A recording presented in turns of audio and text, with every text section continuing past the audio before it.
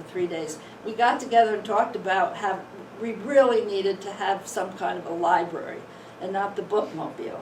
So that's when that little schoolhouse library came into existence. It wasn't really a library, it was a reading room. So anyway. Okay. She also talks about the atmosphere of the school was relaxed. Parents wandered in and out with lunches and books, and officials calling for building superintendents were surprised to find none. One concerned distributor of annual tests called to make sure they'd be locked in a safe. When informed that we had no safe, then she wanted them in a locked drawer. And in spite of all that, when they came, we found them leaning against the front door. But and we had a lot of things that we did that were fun. And Letty had a lot of. They're celebrating May Day. However, the school board got upset about that because they thought May Day was a political thing, which I guess it might be somewhere, but not there. Just more, yeah. And that's one of the programs that we had at the end of the school year.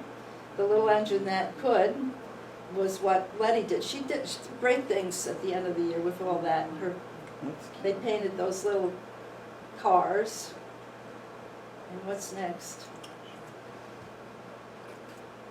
That's the end of the school. These little kids were singing hats off or reciting hats off. It's Adele's second floor. Do you remember that, Adele?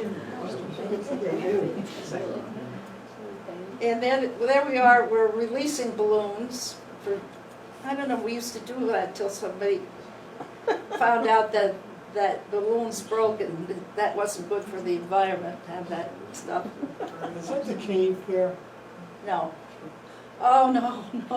What do they call the cave in some of those pictures? Letty calls the cave the crawl space under the first little school. Oh. But I can tell you what that is, because there was a cement slab, and I don't know what it had originally been, but the groundhogs used to build a tunnel from the top down to the bottom of the school yard.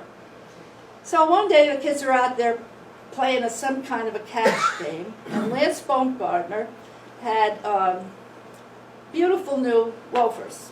We ran right out of them, kept going. So some kid that thought it would be very funny to just throw them down the gopher hole. Well, okay, now how are we going to get those out? Well, you couldn't see them, you didn't, whatever. So Bobby Ramsey, who was the Payne's, Peggy and Ted's grandson, said, well, my grandfather has a flashlight, I'll go over and get it. So he goes across the street and he gets this flashlight. And he shined, well, guess what? The flashlight went down the hole too. And so then Scott Palermo decides he's going to go in the hole, and as he starts down in the hole, the kids grabbed his feet and pulled him out of there.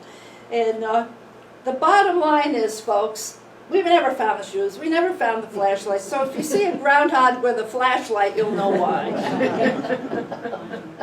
It was great fun. And there, Letty's kids are flying kites on the golf course. They did great things like that. That was an old golf club building. Yeah. Yep. And they went to the pumpkin farm every year. And hay rides.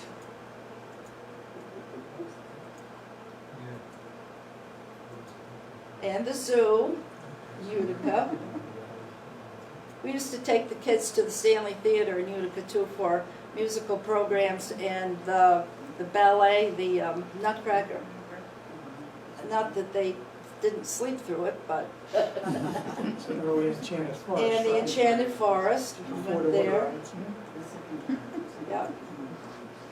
And this was Letty's class was planting a tree for Arbor Day. And they had a whale, and there was the whale, let me see if I can find this in the book. The whale episode, they had,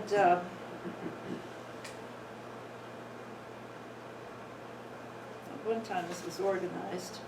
Or disorganized.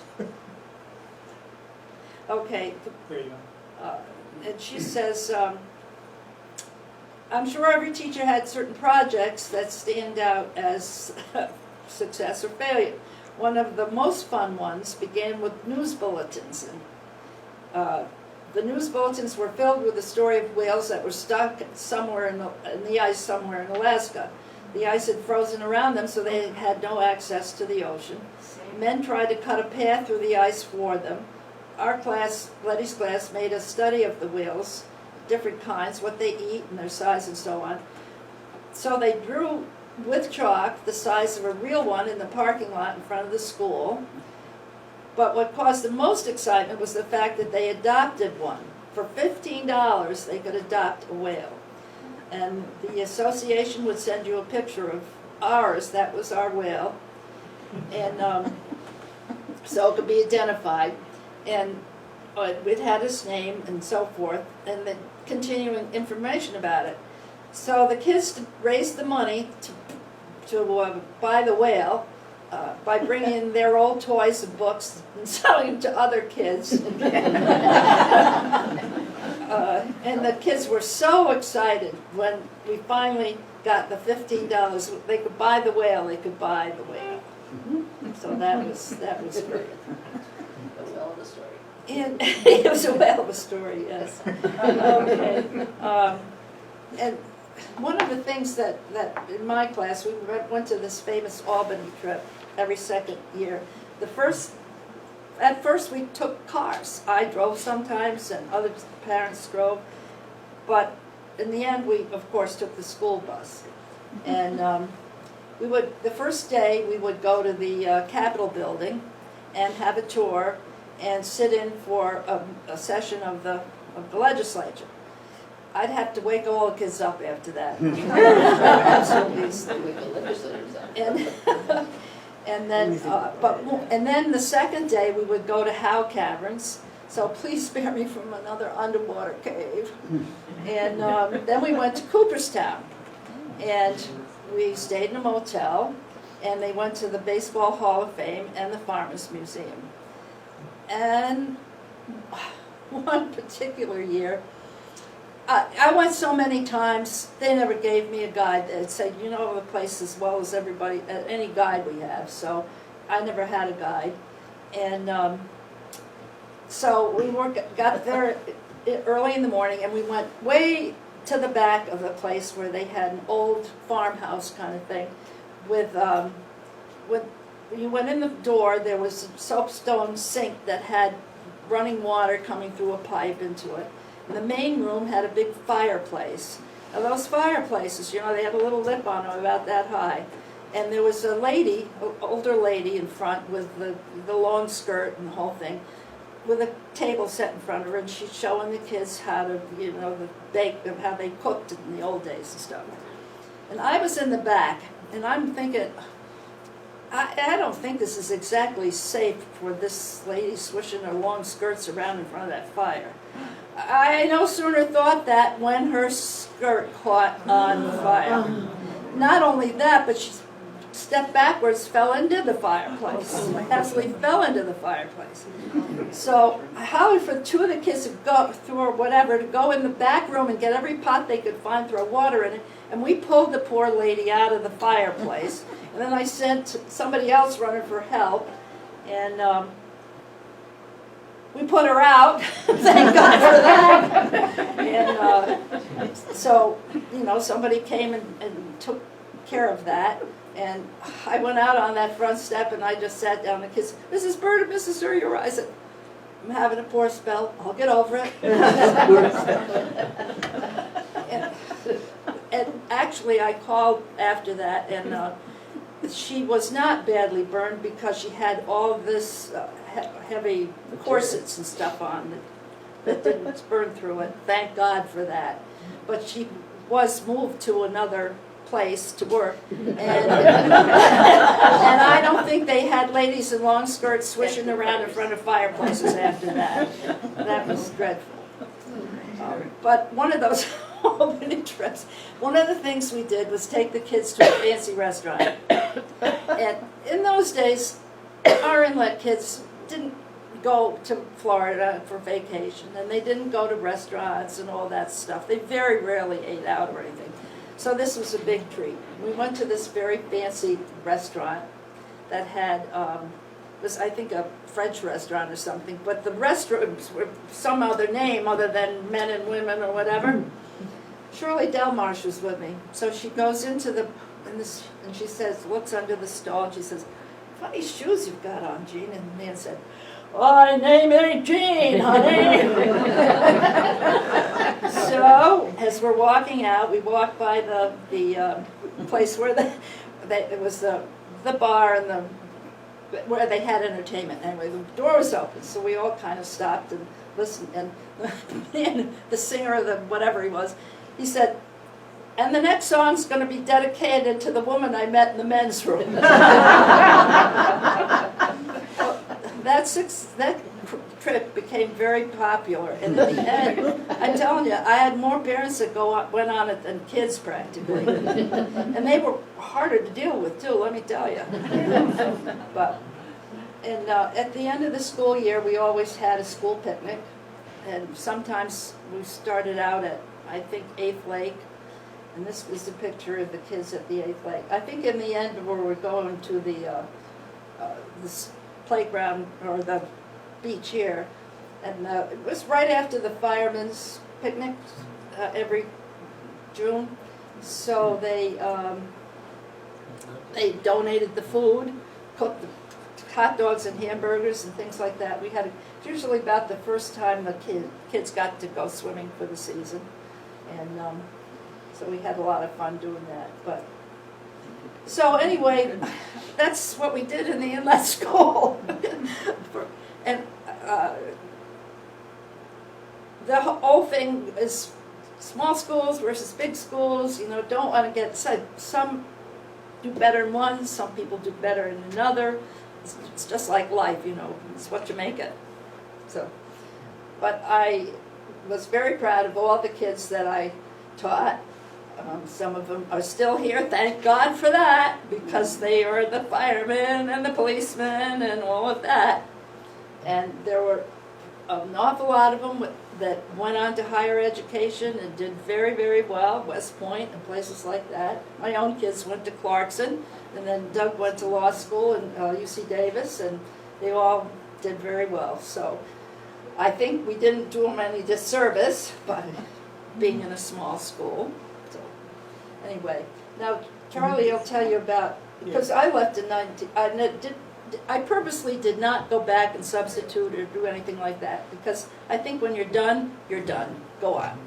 And they had to go on without me, thankfully for them. And so I don't know much about what really went on after that. I know it was good though, and I knew a lot of the teachers. And thank you, Chris Holt, for informing us about what it is now, because I don't really know, actually. Well, the next few items I got from Joanne Vogan. She kept a lot of neat mementos of this. This is the 100th anniversary of the school, 1906. All right? And the next thing, here's the students in that centennial year.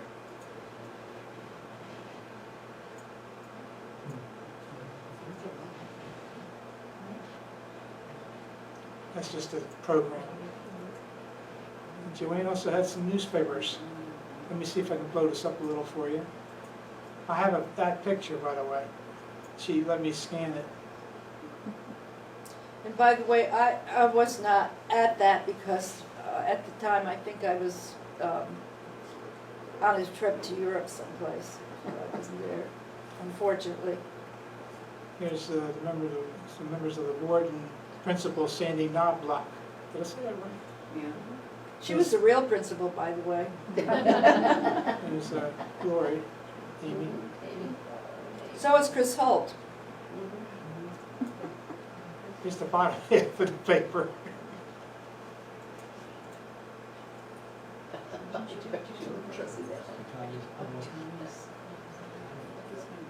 Ted Harwood, he's everywhere. Sid Payne, Bob and Carol Crowfoot. And Letty, she had a bunch of framed pictures.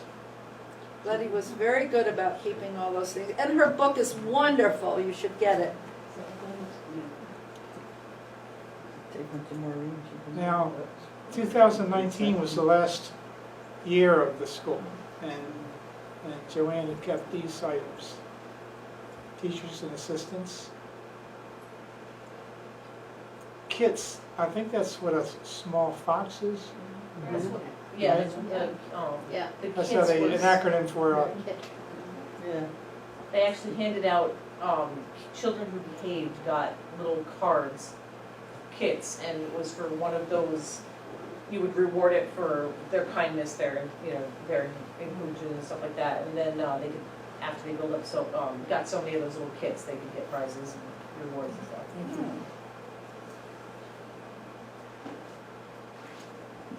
these are the students, our students that last year.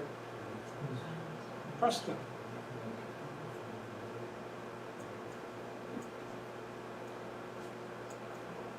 These are all, this is the program for the last year.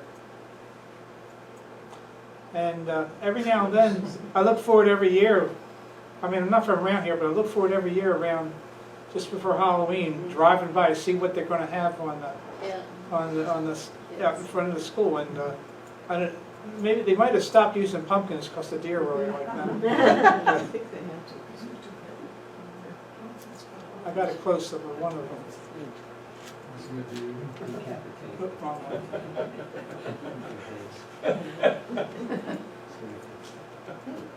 Did they sign their names to the pumpkins, do you know?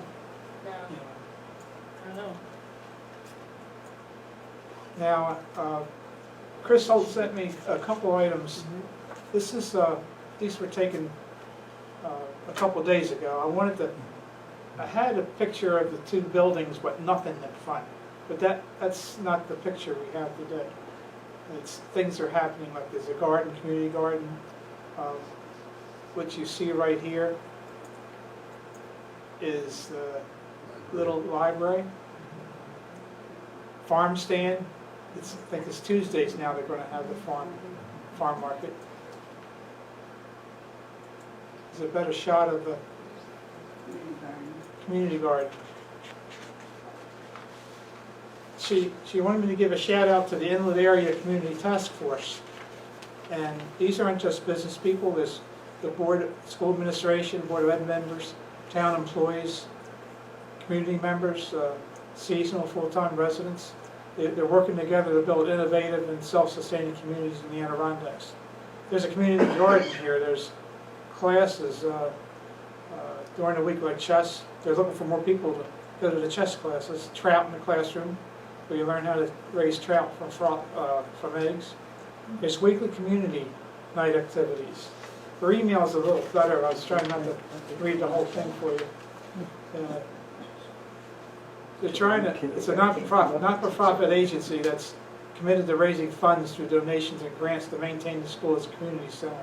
And any improvements they do to the property does not affect the tax rate. They're providing community with shared workspace that can be located at the school. There's opportunities for giving workshops in the school building. Community garden, weekly family nights, workshops are located at the school. They just received 2 handicap accessible garden beds. Chris and the task force, they're working with an architect who's agreed to provide pro bono a visual representation for their vision of the school. They hope to develop the backyard and lakefront to provide the inlet area residents with lots of opportunities for enjoying the property. Please note that these developments will not impact school taxes. any improvements to the school property will be paid for by the task force. So if you'd like to, I got the flyer on the task force if you're interested. There is another picture I've got. This one. I showed this last year sometime. It was a whole team of people who immediately got to work. Adele drew little pictures, little circles for the faces, and numbered them. And we got just about 98% of the names. So some of them you probably. This is the Centennial. And there are a lot of teachers in that picture too. Yes, Sue Beck and Letty and Carol Clark Is that Chris Holt? and Chris Holt and Reggie. Reggie and Pam Parrott. And that's the, Is that Sandy? Peggy Payne is in there, I noticed. Peggy here's Ted. Brianna Brownsell. She makes my sandwich Debbie every day. Dakers, right there between the Peggy and Ted Payne. Here. These are all people I taught with. Michelle, is that Michelle? Michelle.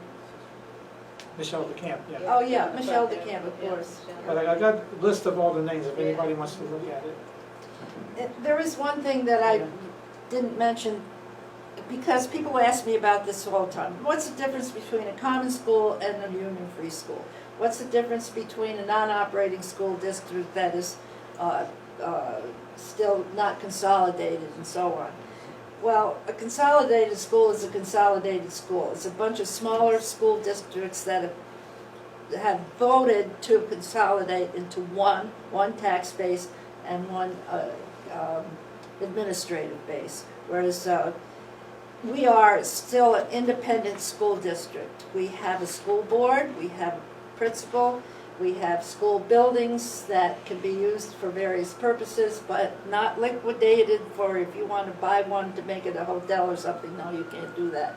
Not unless the school district was not operating. We're a non-operating school district. In other words, we're still a school district, but we're sending our kids to all four on a tuition basis.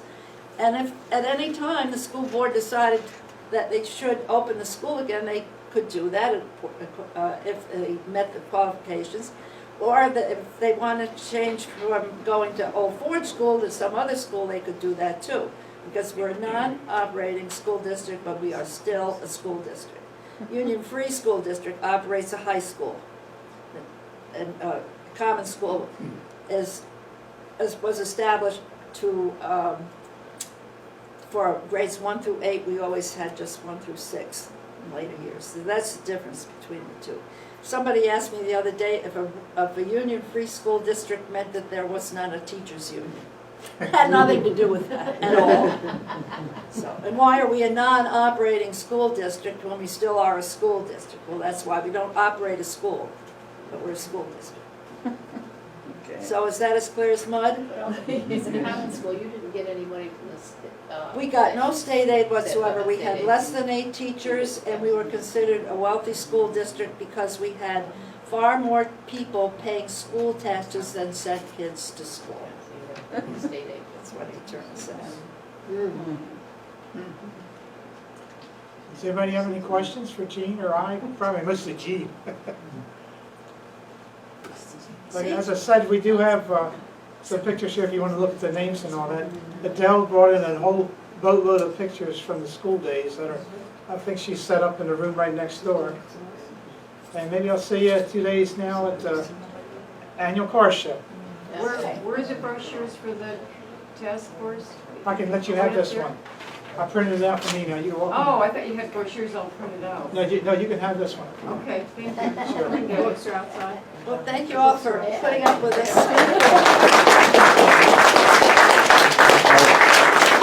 This is this year's car show shirt, which will be sold at the car show Saturday. We're holding it at $15 still. That's a good deal. $15 here. we go. Hand me orange. Thank you for modeling so beautifully. I know. We got you on tape too. Yeah. Thanks everybody for coming. Thank you.